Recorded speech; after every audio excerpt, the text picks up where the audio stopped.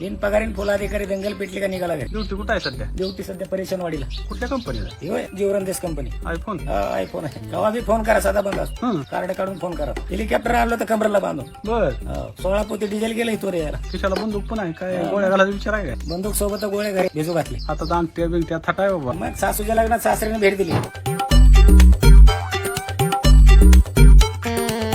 बंदोबस्त चालू होता ना, त्याच्यामुळे बंदोबस्त दिला ना आता गावाच्या बाहेरनं. हा गावात गर्दी असते त्यामुळे थांबत नाही. हा गावाच्या बाहेरनच बंदोबस्त आपण. बर धक्काबुक्की सण होत नाही ना. बर बिनपगारी साहेब आहे आपण.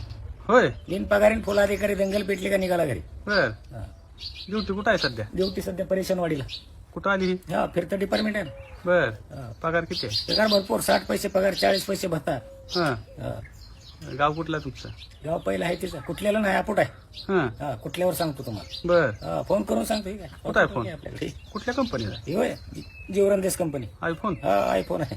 चुलीत घालून चार्जिंग करावं लागतं. अरे बापरे मग लाईट बिल बचत योजना. होती काय मग चार्जिंग? चार्जिंग भरपूर होती. बर केव्हा बी फोन करा, साधा बंद असतो. कार्ड काढून फोन करा. आता कसा फोन करायचा बंद असतो म्हणलं? कार्ड काढून करायला गेलं की लागतं. हा कसा आला? असं पाया ना.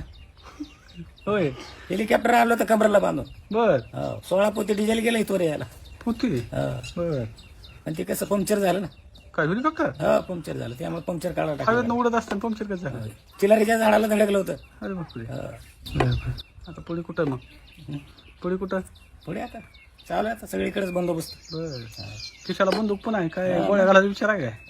बंदूक सोबत गोळे घरी आहेत. भिजू घातले. होय बर भिजू घातले. आणि काठी कशाला आहे? काठी होय अतिरेकी येते. बर हाड म्हणलं तर जात नाहीत ना. त्याच्यामुळे ठेवावं लागतं संरक्षणसाठी. आता दांगट्या बिंगट्या थाटाय बाबा. मग सासूच्या लग्नात सासऱ्याने भेट दिली. काय?